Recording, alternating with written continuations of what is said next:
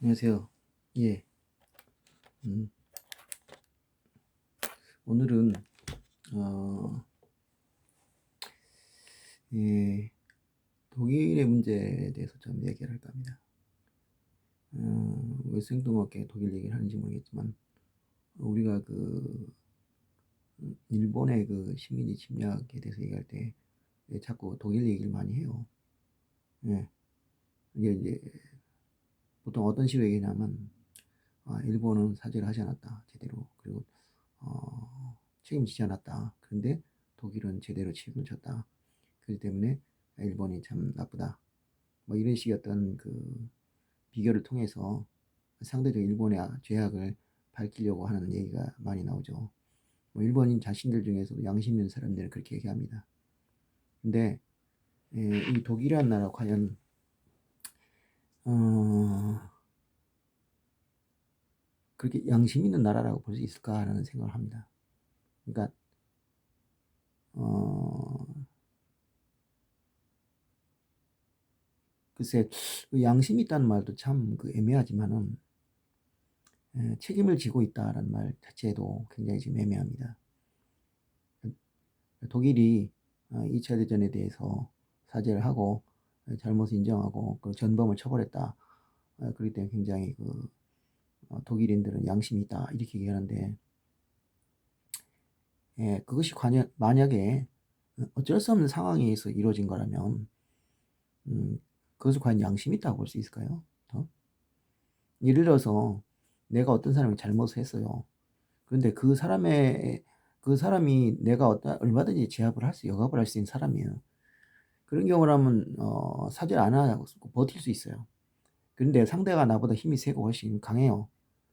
그럼 안 하고 견딜 수 있는 길이 없죠. 그건 양심의 문제가 아니라 그 상황이거든요.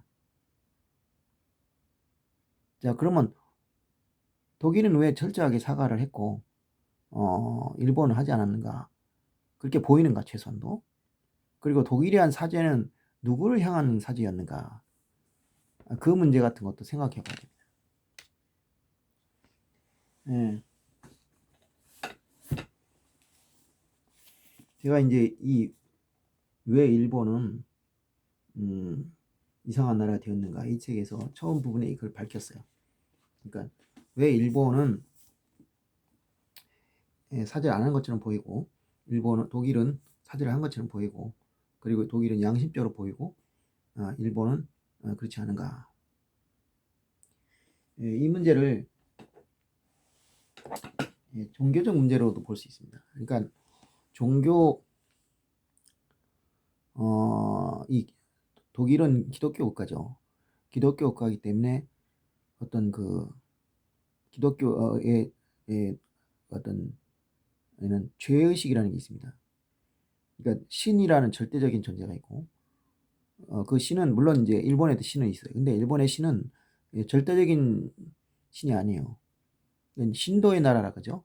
신도의 나라이기 때문에 심지어 훌륭한 사람이 죽으면 뭐 신이 되고 이런 식으로 해서 800만 귀신이 있다 이렇게 해요. 그 800만 귀신이라는 건 언제 나온 얘기냐면 일본에 불교가 도입되려고 할 때 불교를 반대하는 토착 세력들이 일본에는 800만 귀신인데 뭐하러 또 부처를 믿을 필요가 있느냐 그렇게 얘기를 했어요. 그러니까 당시에는 이 종교라는 것이 그냥 단순한 종교가 아니에요. 그 종교라는 것은 국가와 연결이 되어 있기 때문에 종교를 바꾸는 것은 기득 권력의 변화를 가져올 수 있습니다. 그러니까 토착 세력들은 당연히 토착 종교의 가치를 두고 반대를 할 수밖에 없는 거죠. 그에 비해서 이주 세력들은 자신이 가져온 종교, 불교 이것을 이식심으로써 자신들의 세력을 넓힐 수 있는 기회를 가지는 거죠. 그래서 800만 귀신이 있다 그랬고. 근데 이제 기독교의 신이라는 것은 성경을 보시면 알 수 있지만 절대적인 죄의식을 강조해요. 우리는 인간은 죄인이다. 그렇기 때문에 죄를 지었기 때문에 신의 용서를 받아야 한다. 그러니까 그것은 사람과의 관계가 아니에요. 사람과의 관계라면은 얼마든지 숨길 수 있죠. 누가 안 보면 되니까. 하지만은 하나님이 보고 있어요. 하나님이라는 건 절대자입니다. 무소부재한다. 없는 것이 없다. 그다음에 무소불이다. 할 수 없는 것이 없다. 그야말로 전지전능의 존재이죠. 그 전지전능한 존재가 보고 있는데 그 죄를 어떻게 숨기겠습니까? 거기에 대한 이제 지옥이라는 것을 만들고, 지옥 천국이 있어가지고 내가 죄를 지면은 지옥에 간다. 그것은 절대적인 죄의식을 가지게 된 거죠. 그러니까 그 어떤 잘못에 대해서 남이 뭐라고 하는 것을 떠나서 일단 신에 대한 그 죄책감 때문에라도 어떤 죄에 대한 책임감이 좀 더 크다고 볼 수 있어요. 자, 그렇지만은 그것이 확실히 큰 영향을 미치는 건 사실이지만 그 역시 역학관계를 무시하고는 성립이 되지 않습니다. 그러니까 상대가 약하면은 굳이 말이죠. 자기의 죄의식을 나타낼 필요가 없어요.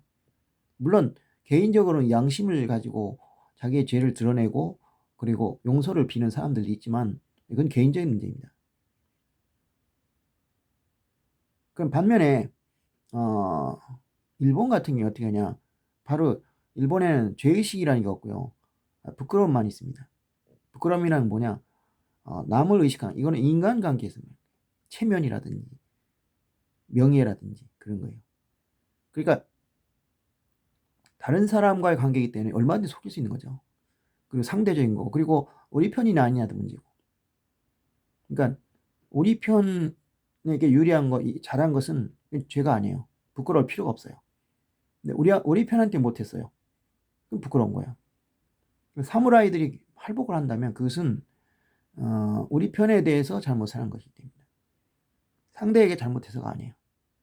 네, 그런 식의 차이.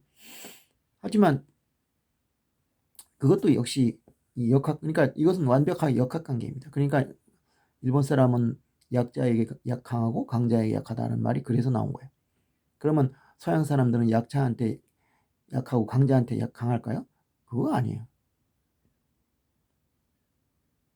근데 서양 같은 경우에는 그것이 아주 삶 속에 배어 있는 겁니다. 배어 있어요.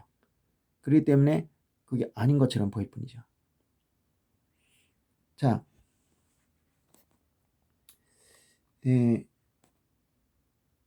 제목을 이렇게 해줍시다. 나는 독일의 위선을 고발한다.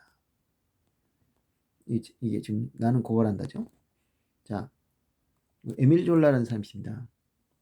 에밀 졸라라는 소설가, 문학가 유명하죠. 아주 그냥 그야말로 대단한 사람이죠. 근데 이 에밀 졸라가 어느 날 신문에다가 전면 광고를 실었습니다. 그러면서 이런 문장을 써요. 제가 고발한 사람들에 관한은 저는 그를 알지도 못하며 단 한 번 만난 적도 없으며 그들에게 원한이나 증오를 품고 있지 않습니다. 그들은 제게 사회학의 표본일 뿐입니다. 그리고 오는 저의 행위는 진실과 정의의 폭발을 앞당기기 위한 혁명적 수단일 뿐입니다. 자신은 그들에게 그 고발한 사람들에게 어떠한 원한도 없다. 왜 자신은 고발하느냐? 저는 그토록 큰 고통을 겪은 인류, 바야흐로 행복의 추구의 권리를 지닌 인류의 이름으로 오직 하나의 열정, 즉 진실의 빛에 대한 열정을 간직하고 있을 뿐입니다. 저의 불타는 항의는 저희 영혼의 외칠 뿐입니다. 부디 저를 중재 재판소로 소환하여 푸른 하늘 아래서 조사하시기 바랍니다. 자기가 고발당할 걸 각오하고 쓴 거예요. 네. 그러니까 여기서 뭐냐? 진실에 비대한 열정이다. 진실을 자기는 추구한다. 에밀 졸라가 왜 이런 글을 썼을까요? 당시 그 뭐냐면 드레피스 사건이라는 게 있었죠. 드레피스 사건에서 유대인 드레피스 대위가 억울하게 반역죄, 그러니까 독일 대사관과 밀통한 죄로 종신형을 선고받고 복역을 하게 됩니다.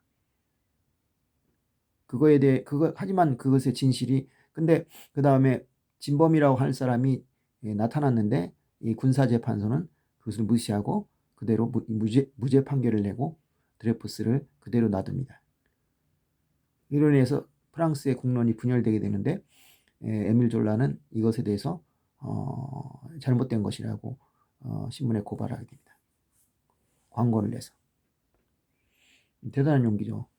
요새 이런 사람이 있을지 모르겠습니다. 신문에 전면 광고를 내려면 적어도 막 상당한 돈이 들 거예요.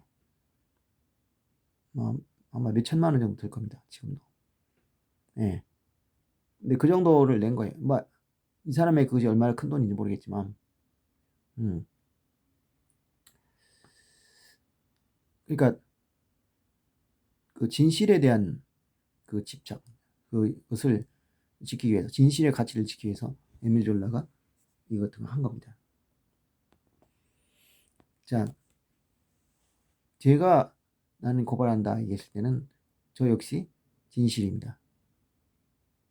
이 역사 문제에 대한 진실, 그 문제에 대해서 특별히 우리가 가해자가 돼버린 그런 듯한 식의 주장. 얼마 전에 꽤 됐죠. 한 몇 년 됐나요? 반일 종족주의란 책이 나와서 세상을 깜짝 놀라겠죠. 그래서 찬반이 나눠졌는데, 나는 그 반일 종족주의를 쓴 이영훈 교수를 개인적으로 한번 만났어요. 그리고 굉장히 훌륭한 학자라고 생각합니다. 굉장히 열심히 학문 연구를 해준다고. 그런데 열심히 때로는 해를 끼칠 수 있습니다. 삼천포로 빠진 거죠. 그 책을 읽어봤어요, 제가 대충. 근데 거기에 많은 이제 그 신선한 시각, 그리고 여러 가지 괜찮은 주장들 합니다. 근데 문제는 그걸 갖다가 반일 종족주의에 귀결시킨 게 문제였죠. 뭐냐? 식민지 시대의 것이 꼭 우리나라 경제 발전에, 또 우리나라 발전에 꼭 나빴던 건 아니지 않느냐. 저 인정합니다. 그런데 그러니까 식민지 시대는 좋았다. 일본의 식민지 지배는 좋았다. 그것을 나쁘다고 보는 우리는 정신병자다. 그리고 그것은 원래 우리 민족에 있는 샤머니즘에 의한 것이다. 샤머니즘적 정신구조. 그것은 이익이 아니라 오로지 자기 민족의 이익만을, 그러니까 정의가 아니라 오로지 자기 민족의 이익만을 추구하는 그러한 그야말로 비이성적이고 이기적인 생각이다. 이런 식의 그야말로 터무니없는 소리를 해낸 거예요. 그래서 민족주의란 말이 아깝다. 그래서 종족주의다. 이 얘기는 뭐냐면 아주 간단하게 설명하면 이겁니다. 우리가 일본의 식민지 침략에 항의하고 거기서 비난하는 과정에서 좀 오버한 점도 있고 잘못된 점도 있어요, 분명히.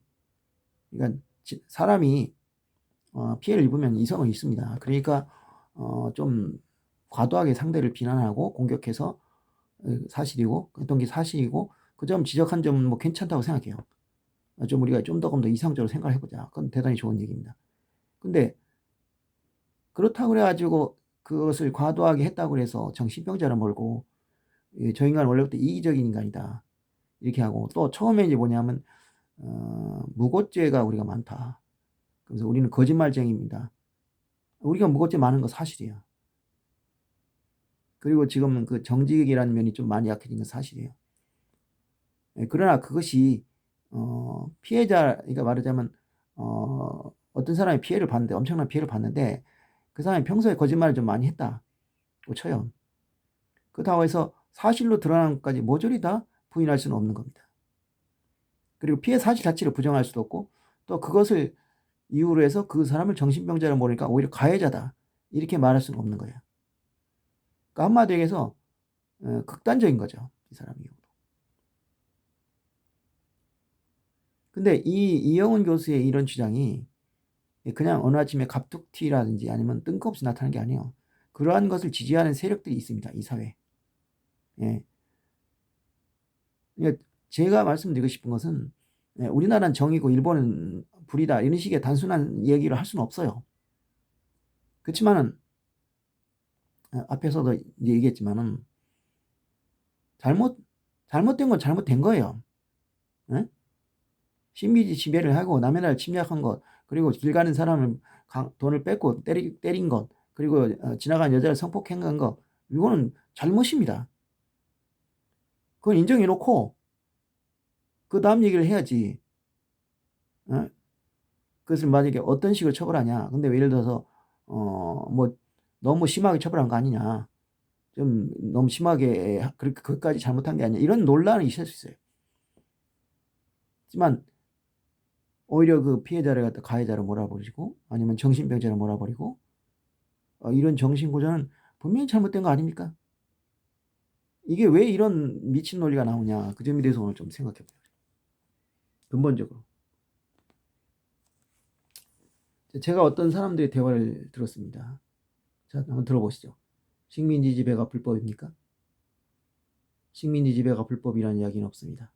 그런데 왜 일본 식민지 지배가 불법이라고 하는 거죠? 말이 안 되지 않습니까? 그렇습니다. 자, 이걸 여러분이 들었을 때는 이게 일본 우익들의 이야기가 아닌가 싶은 생각이 들어요. 그런데 아니에요. 우리나라 사람들입니다. 이른바 우익이라고 하는 사람들이죠. 믿어집니까? 근데 이 사람들이 왜 이런 얘기를 할 수 있냐?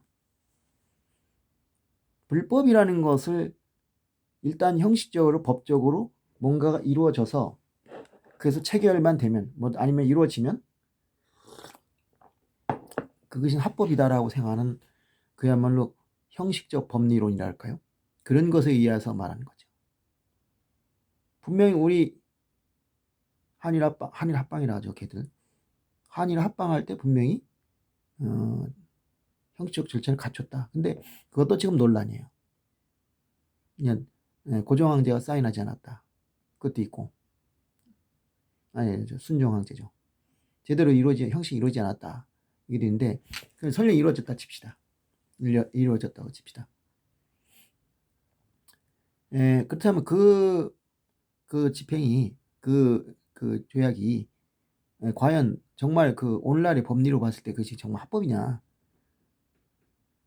그런 얘기를 할 수 있는 거예요. 자, 상대방을 분명히 우리나라 법이 난 법을 잘 모르지만 분명히 들은 얘기는 있어요. 상대방을 심신미약의 상태로 몰아놓고 맺은 계약이나 약속은 무효가 될 수 있어요. 상대방을 계속 괴롭혀요. 아니면 공포를 줘요. 물론 이제 직접 뭐 무기를 대가지고 협박을 하거나 때리진 않았어요. 근데 계속 그렇게 몰아세웠어요. 그런 상태에서 상대방이 했던 것을 받아내요. 이거 분명히 불법이라고 돼 있어요. 무효할 수 있다고. 그러니까 우리가 19세기 후반에서 20세기 초반에 일본과 조약을 맺었어요. 많이. 불평등 조약 맺고 여러 가지 맺었죠. 그 과정에서 그것이 심신미약의 상태에 빠뜨리지 않은 상태에서 정상적으로 맺은 조약이 얼마나 됩니까? 한번 생각을 해보세요. 1905년에 을사늑약 같은 경우에 대표적이죠. 밖에다 군대를 끌어내고 조약을 갖다 드리래요. 이것이 정상적인 조약입니까? 목에다 칼 들이대야지만 적인가요? 근데 그런 문제를 일단 떠나서 생각합시다. 일단 떠나서 남의 나라를 갖다가 지배해가지고 그 나라를 착취하는 게 불법이 아니다. 이것은 사고방식 자체가 굉장히 의심스러운 거죠. 누구 좋아할 소리인지 모르겠습니다.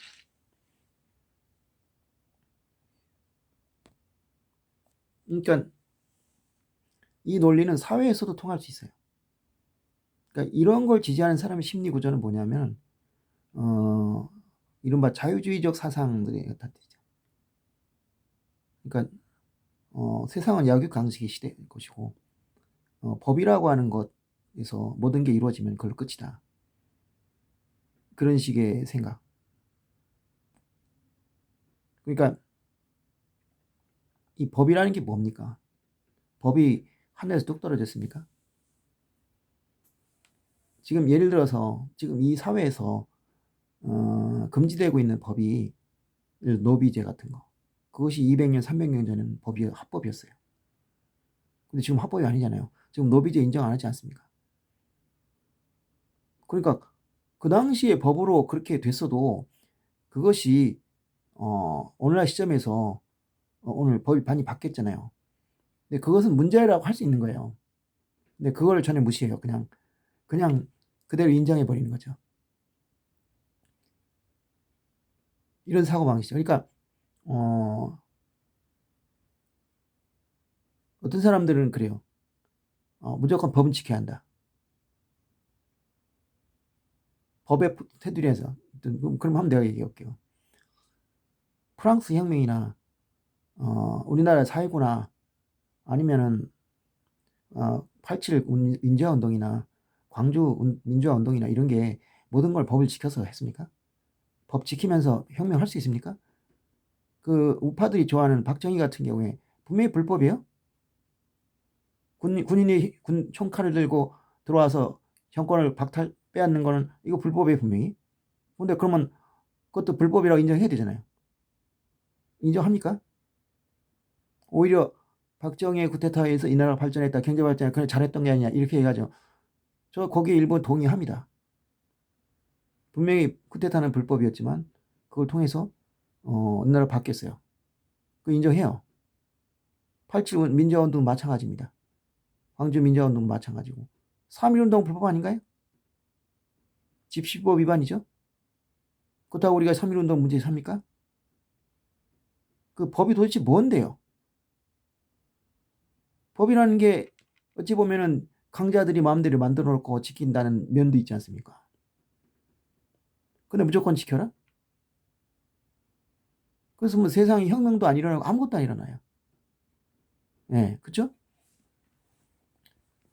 그러니까 법을 계속 얘기하는, 내가 옛날에 어떤 제자 한 명이 하도 그러겠네, 내가 그렇게 얘기했어요. 야, 혁명이 법 지키고 일어났냐? 근데 그 친구가 왜 법을 강조하냐? 지 아버지가 법률가야, 변호사야, 국제 변호사야. 그걸로 돈 엄청 벌어. 그러니까 머릿속에 법이 중요하죠. 왜냐, 법이 무너지면 자기 아버지 수입이 떨어지니까. 그렇게 답답한 얘기를 하는 거예요. 물론 그렇다고 뭐 법을 함부로 어기라 그런 건 아니지만, 법도 문제가 되면 고치는 게 세상입니다. 그러니까 옛날에 그것을 합법적이라고 했다고 해도 그것은 약육강식의 제국주의 시대의 논리고, 오늘날에 있어서 이 문명사회, 평화사회, 이 사회에서 볼 때 그것은 불법이었다 말할 수 있는 거예요. 얼마든지. 분명히 협박에 의한 건 안 되단 말이에요. 건버트 디플로머시. 너 남의 나라에 와서 대포 부수면서 문 열으라고 난리칩니까? 남이야 문을 열자는 데 무슨 상관이에요? 아니, 영국이 아편 전쟁 일으켰죠. 아편을 분명히 금했는데 계속 수출을 해가지고, 그래서 태워버리니까, 없애버리니까 그걸 빌미 삼아서 전쟁을 일으켰죠. 그건 합법입니까? 어? 아니, 마약이라는 것은 세계적으로 볼 때 이건 없어야 될, 교류해서는 안 되는 존재예요. 그래, 자기들은 지키지 않아요. 네. 그런 걸 모르면 어떻게, 그, 지금 이 사람들의 머릿속에는 그 강대국이 만들어낸 법적 체계에 그냥 순응하는 거야, 이 사람들이. 근데 그런 좀비 같은 인간들이 너무 많단 말이에요.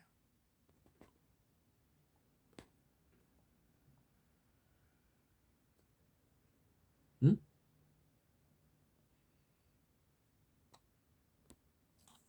그럼 왜 일본이 말이죠? 응? 일본이 오늘날 어, 자 식민지 지배에 대해서 불법이 아니다. 제가 일본에 가서 실제로 인터뷰를 해봤어요. 식민지 지배, 제국주의도 어떻게 생각하니까 모르겠다. 모르겠다요. 좋은 건지 나쁜 건지 모르겠다요. 저는 놀랐어요. 야, 어떻게 이리 생각하냐. 근데 그렇게 생각하나 봐요. 자기들이 제국주의국가였던 나라들은 국민들은 그렇게 생각하나 봐요. 참 충격이었죠. 근데 그럼 2차 대전은 어떻겠습니까? 2차 대전은 2차 대전 끝나고 전범 재판을 했습니다. 전쟁이 불법이래요. 아니, 전쟁이 불법이랄까? 불법적 전쟁이다. 그리고 전쟁 범죄다. 그래서 독일하고 이태리하고 우리나라, 일본 전범 재판에서 처형했습니다. 근데 그 당시에 그런 법이 없었어요. 그래서 이것을 소고비법이라 그래서 비난하는 사람들이 있습니다. 근데 어쨌든 자기들이 이것을 처벌을 했어요. 근데 이제 좋습니다. 전범 재판을 했는데 그러면 일관적으로 전쟁 2차 대전 끝나고 나서 이미 이제 그런 선례를 만들었으니까 전쟁을 일으키거나 전쟁을 하는 사람들 불법으로 해가지고 처벌을 다 했느냐, 그거 아니거든요. 미국이 베트남 전쟁에 끼어들었어요. 그리고 걸프 전쟁을 일으켰어요. 그리고 이라크 전쟁, 아프가니스탄 전쟁 일으켰어요. 누가 처벌했습니까? 처벌 안 했어요. 근데 과연 그것이, 그리고 소련의 아프가니스탄 전쟁 아무도 처벌하지 않았어요. 전쟁을 이렇게 나쁜 거라면 이게 처벌돼야 되잖아요. 누군가 처벌돼야 되잖아요. 근데 안 했어요. 네. 그것도 이제 편의주의죠. 그러니까 그게 베트남 전쟁 같은 경우에는 고엽제를 막 뿌리고 그랬어요. 독일이 한 짓하고 비슷하죠. 근데 처벌받지 않았어요. 근데 더 놀라운 것이랄까. 아까 이제 독일 얘기했잖아요. 독일이 2차 대전 끝나고 나서 열심히 사죄했다. 그래서 독일은 참 모범적인 국가다. 근데 그들이 사과한 것은 전쟁 책임이지 식민지 지배가 아닙니다. 그럼 왜 사과를 했느냐? 독일이 유럽의 한 나라예요. 유럽의 나라들 다 기라성 같잖아요. 다 강한 나라들이잖아요. 그걸 사과를 안 하면 어떡하겠습니까, 제가. 거기다 유태인들이 가만히 있지 않죠. 얼마나 철저합니까? 그게 사과를 할 수밖에 없었어요. 사과 안 하면 살아날 방법이 없어요. 그런데 일본은 안 했어요. 왜냐? 일본도 미국이나 영국 같은 나라에는 했겠죠. 분명히 전범 재판도 받았고. 근데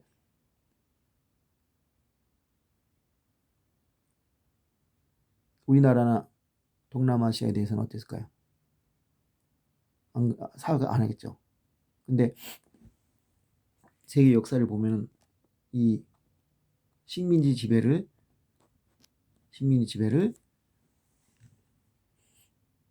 사죄한 나라가 없어요. 거의 없어. 영국이나 프랑스나 이런 나라들이 사죄를 했느냐? 하지 않았어요. 개인적으로는 했겠죠. 근데 대처 수상 같은 경우에는 인도에게 그렇게 얘기했어요. 영국의 식민지 된 걸 영광으로 생각하라. 참 기가 막힌 노릇이죠. 독일은 어땠을까요? 독일도 마찬가지. 그러니까 뭐냐 하면은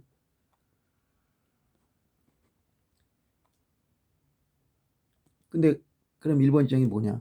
자기들은 그래도 그 식민지 지배라, 물론 이제 우리나라에서 이제 일본하고 한국이 한일 수교를 할 때, 다시 수교를 할 때 그걸 갖다 배상금이라든지 보상금 이런 얘기 안 하고 뭐 독립 축하금이다 해서 주긴 줬지만 어쨌든 간에 한 10억 엔 정도 가까이 줬죠. 10억 달러 정도. 그게 줬어요. 이래저래. 그러니까 우린 할 만큼 했다. 근데 왜 우리가 이런 욕을 먹어야 되느냐? 이런 생각을 하고 있는 거죠. 근데 이런 어떤 기술적인 얘기를 하기 전에요. 그리고 지번에도 지난번에 그 10억엔 주면서 위안부들한테 그러면서 사과 한마디 하지 않았어요. 원래는 제가 알기로는 원래는 사과를 하게 돼 있었어요. 근데 사과를 안 했어요. 그러니까 그러면서 일본 국회에서 그게 문제가 됐어요. 물어봤어요. 공산당인지 사회당에 대해서. 그래서 사과하셨습니까? 사과했다. 누구한테? 박근혜한테. 누가 박근혜한테 하라 그랬어요? 국민한테 하라 그랬지. 그러면서 그럼 이 자리에서 해보라 하니까 끝끝내 안 해. 그 다음에 그랬어요. 야당 의원이 그럼 이 자리에서 하라고. 이 자리에서 한마디 하라고. 우리가 일본이 옛날에 위안 문제 이런 거 잘못한 걸 지금 이 자리에서 한번 사과해보라니까 끝내 안 해. 이제 우리가 있잖아요. 이런 형식적인 논리 가지고 얘기하면은 끝이 없습니다. 이게 법이냐 합법이냐. 분명히 한일 청구권 협정에서는 개인의 배상을 인정한다 그랬어요. 그러니까 8억 원인가 8억 달러인가 줬지만 그걸로 모든 배상 책임이 끝나는 게 아니라 어떠냐면 개인의 배상 책임은 제외됐어요. 그러니까 그거 상관없어요. 그렇게 분명히 돼 있어요. 그리고 1990년대 그것은 일본 고위 관료에 의해서 확인된 바 있습니다. 그러니까 우리나라에서 징용 책임이나 위안부 문제에 대해서 배상을 개인적으로 청구한다 해서 그것이 문제가 될 건 하나도 없어요. 법적으로. 근데 그걸 갖다가 일본 사람도 어떻게 하냐면 왜 그때 끝났는데 왜 또 달라고 하느냐 이런 식이 되는 거죠. 인식이 없어요. 아예 인식이 없어요. 근데 중요한 건 뭐냐면요. 중요한 건 자꾸 이런 식의 형식적인 것을 따지기 시작하면요. 끝이 없어요. 끝이. 그럼 뭐가 문제냐. 이 인류가 나아갈 길을 어떻게 잡냐의 문제야. 자, 19세기, 20세기 제국주의 지대. 이것을 우리가 이거를 갖다가 정리를 하지 않고는 21세기로 넘어갈 수가 없는 거예요, 원래. 이미 정리를 했어야 돼요. 근데 그걸 안 한 겁니다. 안 한 게 아니라 외면했죠. 그러니까 못한 게 아니라 일부러 그러니까 이게 인식 자체가 없는 거예요. 그러니까 이 제국주의 국가들이 자신들의 그 죄를 죄로 인정하지 않고 있는 거예요, 지금도. 자, 우리가 지금 착각하고 있는 것 중에 하나가 그 2차 대전이 무슨 어떤 인류의 문명의 발전을 그러니까 그 당시 미국의 그 이제 극동 군사 재판에서 미국이 키난인가 하는 검사가요. 그랬어요. 일본 측 향해서 피고들 그 전범들 향해서 그대들은 문명에 대해서 도전장을 내밀었다. 그렇게 떠들었어요. 그것만 들으면 그럴 것 같아 보여요. 뭐 연합군은 문명이고 저기는 야만이다, 반문명이다. 근데 그런 사람들이 제국주의에 대해서는 사과 안 해요. 자기들의 침략에 대해서는. 그리고 실제로 2차 대전이 끝나고 많은 나라들이 독립을 했지만 그 중에서 자 우리가 이 제국주의라고 하는 낡아빠진 이 산을 벗어야겠다 해가지고 알아서 독립시켜준 나라가 있을까요? 미국이나 영국이나 이런 승전국들이 1차 전 때도 마찬가지. 1차 대개전 때 끝났을 때도 독일이나 이런 나라이 패전국이 됐어요. 근데 그 식민지를 갖다가 그 당시 윌슨이 민족 자결주의를 내세우면서 이제 식민지 시대를 끝내야겠다 했는데 그거 통했나요? 아니요, 안 통했어요. 그걸 우리가 속은 거죠, 어떻게 보면. 우리가 이제 윌슨이 민족 자본주의를 민족 자결주의를 내세웠으니까 우리가 독립운동을 하면 세계 여론이 동원할 것이다. 그런 착각에 빠진 거죠. 굉장히 착각이었죠. 그건 윌슨이 이렇게 떠든 것뿐이에요. 그렇게 한 것뿐이에요. 그리고 결국 식민지를 갖다가 독일이나 이런 패전국의 식민지를 결국 다시 이쪽 승전국에서 다시 재분할했어요. 그래가지고 일본이 태평양에 있는 비스마르크 제도를 접수하든지 그다음 산둥반도를 접수한다든지 그런 식으로 해가지고 영토를 늘려버렸죠. 그리고 2차전이 끝나던 건 마찬가지예요. 2차전이 끝나고 제 계산이 맞는다면은 그 당시 독일은 식민지가 없었어요. 이태리도 없었죠. 이탈리아 있지만 조금 있었어요. 그리고 일본은 좀 있었죠. 그러니까 일본의 식민지만 저절로 해방됐어요. 우리나라. 뭐 굳이 말하면 만주도 포함되겠죠. 근데 만주를 나라라고 볼 수 있을지 모르겠어요. 그러니까 2차 대전이 끝나고 자동적으로 해방된 나라는 딱 하나. 내가 보기엔 우리나라. 왜냐? 패전국이니까. 나머지 나라들은 패전국인 저절로 해방된 게 아니에요. 인도네시아, 네덜란드랑 죽다파서 싸웠어요. 네덜란드 쫓아버렸어요. 베트남, 프랑스군이 다시 돌아왔지만 쫓아버렸어요. 몇 년 동안 본국에서 멀어졌잖아요. 멀어지니까 이제 이 사람들이 이제 그 사이에 힘을 주는 거죠. 그러니까 뭐 아이러니하지만 일본이 거기 쳐들어와서 그 점령하면서 현재 그 독립 세력들하고 뭐 어느 정도 타입이 되고 그걸 통해서 이 사람들에게 힘을 얻은 것 같아요. 뭐 그 자세한 경위는 내가 설명하기는 어렵고, 어쨌든 그 종주국들을 내쫓아 버린 거 아니에요. 그 사이에 이 사람들이 이제 힘을 길러서 이제 식민지에서 해방된 거죠. 다른 지역도 마찬가지. 그러니까 2차 대전이 끝나고 전 세계적으로 이제 식민지들이 해방되기 위해서 그러니까 전쟁 중에 이제 자기 종주국들의 통제가 많이 줄어들었다 이게, 약해졌다 이게. 그 사이를 틈타 가지고 이제 독립운동을 해가지고 이제 많이 해방이 됐지. 연합군에 의해서 야 우리가 이제 이 제국주의 하는 게 나쁜 것 같다. 그러니까 우리가 좀 이런 걸 없애야겠다. 이런 어떤 문명적인 사고 방식을 한 게 아니에요 절대. 그러니까 문명에 그대들은 문명에 도전했다는 말은 한마디 말해서 먹긴 뭐 묻은 놈이 뭐 묻은 욕 한 거죠. 뭐 어느 쪽이 나쁜 건지 모르지만 결국은 2차 대전이라는 건 결국 독일, 이태리, 일본이라는 일종의 그 제국주의 세력 중에서 마이너 세력들이 영국, 프랑스, 미국 이런 메이저 세력에 도전해서 박살나게 깨진 것뿐이에요. 결론적으로는 그래요. 물론 그 전쟁을 통해서 많은 희생을 치렀기 때문에 좀 많이 좋아졌죠. 정신이 좀 들었죠. 그래서 국제연합도 생기고 그 다음에 개방경제, 시장경제 체제도 생겼고, 예를 들면 30년대 왜 2차 대전이 일어났냐, 그 중에 하나가 이제 세계 대공황이 일어났는데 그때 블록 경제가 생긴 거야. 그러니까 영국, 프랑스 이런 나라들이 자기 식민지끼리 꼴떡 뭉쳐가지고 자기들끼리 이제 해먹자. 그것이 세계 무역을 확 축소시키니까 이 독일이나 일본이 전쟁에 이겼다 그런 이제 논리로 생각한 거죠. 그래서 이게 개방 경제를 해가지고 세계 경제를 활성화시켜야겠다. 그래야지 이게 전쟁이 안 일어나겠다. 뭐 이런 전성도 있었고, 그런 면에서는 긍정적인 면이 굉장히 많아요. 그러니까 2차 대전이 끝나고 지금 한 70년, 77년이죠 지금. 질렸는데 전면 전쟁은 일어나지 않았지 않습니까? 그 전에는 얼마나 많은 전쟁이 일어났어요. 1차 대전도 마찬가지지만 특히 유럽 국가들 뻑하면 전쟁이 일어났죠. 1872년에 보글 프랑스하고 독일의 전쟁, 보글 전쟁, 61년에는 보호 전쟁, 뭐 그런 식으로 계속 전쟁이 일어났잖아요.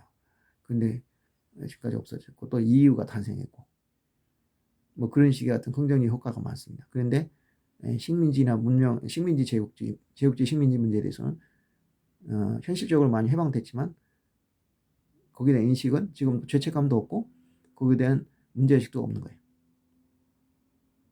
그러니까 이것이 그러니까 근데 독일은 그러니까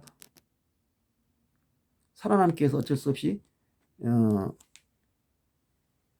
이 전쟁에 대한 책임을 지고 전쟁의 책임을 철저히 인정하고, 또 거기다 독일 같은 경우에는 나치스라는 세력이 있었죠. 일본 같은 경우에는 나치스라는 세력이 없어요. 그러니까 국가 사회주의랄까, 어떤 이제 그 어떤 특정한 장이 주도를 한 것이 아니고 그냥 전체적으로 이제 그러니까 일본하고 독일하고 틀리죠. 그러니까 책임 소재를 밝히기가 어려워. 근데 독일은 나치스만 제거하면 되는 거예요. 나치스 제거하니까 이제 우린 책임 없다. 이런 식이 돼가지고 비교적 쉽게 그 책임을 인정할 수 있었죠. 그러니까 독일에 대한 독일이 이제 일종의 회심했다. 그래가지고 1985년에 전후 40년을 맞이해서 와이세카 독일 대통령이 광야의 40년이라는 연설을 통해서 우리 자신의 독일의 그 과오를 인정하고, 거기서 참 인상적인 면이 있어요. 독일이 전쟁이 끝나고 나서 힘이 많이 졌다, 어려움을 겪었다. 그런데 우리가 알아야 할 것, 잊지 말아야 할 것은 그 어려움이 우리 스스로가 자초한 것이다. 그 얘기를 듣고 참 감동했습니다. 그리고 역사를 외면한 사람은 눈을 멀게 된다. 미래에 대해서 눈을 멀게 된다. 그리고 우리가 해야 될 사명은 우리 후손들에게 이 올바른 역사를 전해야 되는 것이다. 참 멋있는 연설이에요. 그 세계적인 연설이었어요. 바시제카 대통령이 전후 40년 이 연설은. 근데 아쉽게도 그것이 전쟁 책임에만 한정이 됐다는 거죠. 독일도 옛날에 식민지 가졌잖아요. 그 식민지 나라들하고 문제가 생겼을 때 독일은 그 책임을 인정하지 않았어요. 프랑스나 영국은 말할 것도 없고, 뭐 영국은 뭐 자기 나라 식민지된 경우. 그럼 그걸 어떤 사람은 어떻게 생각하냐? 이렇게 생각하면 오리엔탈리즘이죠. 자기들의 문명이다 이거야. 그래서 그 나라들에게 우리가 문명을 이식해줬다. 특히 기독교, 종교적으로. 그 다음에 서양 문명, 물질 문명. 서양 문명이 과연 세계 최첨단일까요? 19세기, 20세기에 서양 문명이 세계를 지배한 건 사실이에요. 근데 그것이 누굽니까? 내가 지금 이름을 까먹었는데 왜 서양이 지배하는가라는 책이 있어요. 거기 보면 나와요. 그것은 영원한 것이 아니다. 과거부터 계속된 것이 아니다. 일시적인 현상일 뿐이다. 근데 사람들이 착각을 하는 거죠. 우리가 마치 세계가 막 맨날부터 아주 서양 중심으로 움직인 것처럼 거기다 포커스를 맞춰가지고 얘기하는 사람들이 많아요. 역사학자들도. 모든 걸 이제 서양이 왜 앞서가는가 해가지고 서양의 모든 걸 다 칭찬하고 서양이 원래부터 그런 대단한 족속이라고. 근데 로마 시대에만 해도 이 서유럽이라는 건 야만의 지역이에요. 그 당시에 세계 최고 문명은 중국, 인도, 그리고 중동 지역. 그런 것이었죠. 그것이 여러 가지 과정을 거쳐가지고 특히 지리상의 발견, 이 계기가 되고 그 다음에 시민혁명, 그 다음에 종교개혁, 그리고 산업혁명 이런 과정을 거치면서 서양이 점점 이 세력이 국력이 세지고 부상해가지고 세계를 지배하는 힘을 가지게 되니까 그런 학문적으로도 미국이 2차 대전 후에 엄청나게 노벨상을 많이 받은 것도 그런 점이죠. 그러니까 유럽이 중심이었는데 2차 대전과 동시에 끝나면서 이 중국의 중심이 이제 미국으로 건너가게 된 거예요.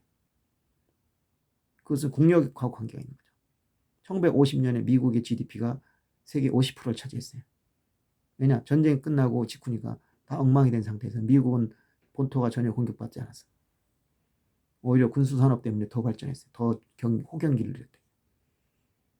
예, 그런 여러 가지로 미국이 세계 중심이 됐지만 과연 미국 문화가 세계 중심이 될 만한 자격이 있느냐. 청바지, 할리우드 영화 이런 것이 과연 인류 문명의 중심이 될 만한 문화인가? 저는 의외 아니라고 생각해요. 예. 그리고 미국식 민주주의가 전부라고 생각하지도 않고 민주주의 원조는 미국이 아니에요. 오히려 프랑스가 더 가깝죠. 근데 신대륙에서 그 미국식 민주주의가 발전했고 지금 미국의 민주주의가 제대로 된 민주주의냐? 그렇게 생각하잖아. 케네디 대통령 암살했잖아요. 이 권력이. 미국의 민주주의는 자유주의적 민주주의예요. 그냥 자유만 있으면 되는 거예요. 그게 과연 제대로 된 민주주의일까요? 약자를 보호하지 않고 강자가 세상을 지배하는 민주주의. 그냥 내버려두면 강자가 지배하잖아요. 그러니까 우리는 그 약자들 보호해야 된다고요. 근데 미국에는 그런 의식이 없어. 그러니까 누구냐? 대통령 선거에서 그런 주장을 한 사람도 있었죠. 그럼 뭐라고 하냐면 미국식이 아니다. 오바마가 그런 얘기 아니고 오바마 케어 한다니까 이건 미국식이 아니다. 왜 분배를 하냐? 성장을 해야지. 미국식 사고방식은 성장이. 왜냐? 미국은 개국 이후 프론티어를 개척하면서 발전했는 나라예요. 그러니까 그 나라에는 분배라는 개념이 없어요. 원래. 그냥 계속 개척해서 성장만 해왔어요. 계속 성장만 해왔어요. 그러니까 모든 문제는 성장을 해결하면 돼. 근데 그것이 세계 대공황을 일으켰다. 그래서 뉴딜이라는 정책을 쓰고 이제 조금 분배에 대한 생각을 했지만 여전히 가치관은 분배에 없어요. 근데 밀턴 프리드만 같은 자유주의 경제학자들도 부의 소득세라는 걸 주장했단 말이에요. 소득이 너무 낮은 소득의 일정 기준 정하고 그 이하일 경우에는 그거를 보전해주는. 이건 어차피 좌파예요. 이건 좌파 정책이에요. 그러니까 밀턴 프리드만 같은 사람이 그런 철저한 자유주의 경제학자가 그걸 주장할 정도예요. 그러니까 자유주의 경제 가지고는 안 된다는 거예요. 무적하다는 거예요. 그걸 미국에서는 약자를 보호해야 할 정책을 써야 된다. 근데 미국은 그런 걸 못해요. 잘 지금도. 그러니까 미국의 빈부 차이가 얼마나 심합니까? 그리고 5천만 이상의 빈곤, 절대 빈곤에 놓여 있고 그 잘 사는 나라에서. 근데 어쨌든 그래요. 어떤 세력이 세계를 지배한다고 해서 그 사람이 가지고 있는 가치관이 전부 옳은 게 아닙니다. 그런데 거기에 근데 실제로 그렇게 돼요. 힘 있는 사람의 목소리가 커지고 힘 있는 사람의 발언권이 세지고, 그러니까 모든 게 정의인 것처럼 떠드는 거죠. 그러니까 어떻게 하냐? 제국주의도 자기들은 문명을 전했다. 다른 데는 다 야만이야. 다 야만이고 자기는 문명이야. 자기만. 그러니까 우리가 그 나라를 지배한 것은 그 나라가 너무 형편없기 때문에 우리가 그 나라를 지배해 준 거다. 그래서 그 나라를 위해서 그 나라를 다스려 준 거다라는 그런 그 궤변을 늘어놓을 수가 있는 거예요. 그러니까 그들 입장에서 보면 제국주의는 문명의 전수이지 그것은 침략이 아니다. 그건 일본 똑같아요. 그러니까 오리엔탈리즘인데 일본판 자페니즈 오리엔탈리즘. 그건 뭐냐? 조선이나 중국이 야만이다, 미개하다. 우리가 이 나라를 구해야 해서 했다. 그 터무니없는 소리 하고 있는 거죠. 일본이 무슨 문명의 중심입니까? 형편없는 소리 하고 앉았네요. 동양 문명의 중심은 중국이고 그 중국의 문명을 가장 충실히 받아들인 나라는 바로 조선인데 일본은 거기 아류에 불과한데요. 무슨 자기들이 근데 서양 문명은 멀쩡해요. 왜냐? 자기 원래 문명이 없었기 때문에 남의 나라 문명 받아들이기 쉬웠던 거야. 누구 표현에 의하면 뒤로 돌아 뛰어 하니까는 1등을 하게 된 거죠. 너무 많은 걸 가져 있어. 중국이나 조선은 문명이 너무 많아. 그러니까 서양 문명을 받아들이기가 쉽지가 않아. 근데 일본은 마치 어린애 같은 상태야. 그러니까 쉽게 받아들였어. 그래서 1등을 했어. 그래가지고 일본 서양 것식으로 그대로 침략해 온 거예요. 그러니까 그들이 한통속이 돼버린 거죠. 이게 바로 독일의 사과, 위선자 독일. 그 독일을 상징으로 내세우면서 잘못된 가치관을 내세우는 사람들의 논리인 것이죠. 우리는 이 점을 바로 알아야 됩니다. 그러니까 제가 얘기하고 싶은 건 오해하지 마세요. 일본을 합리화시키는 게 아닙니다.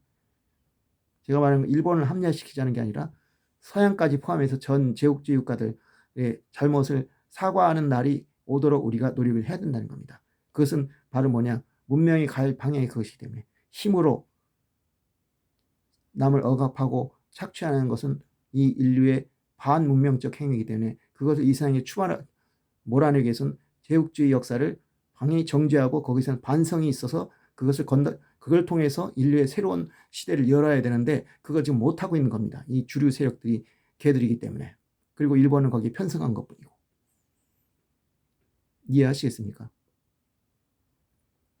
그리고 우리의 우파들은 그거를 그대로 받아들인 거고.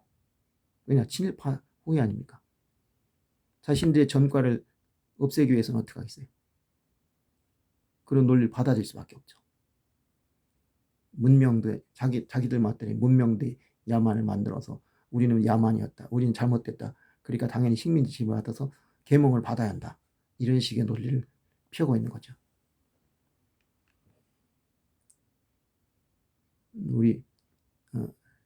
그럼 과연 우리는 어떤 식으로 이것을 해결해야 되느냐.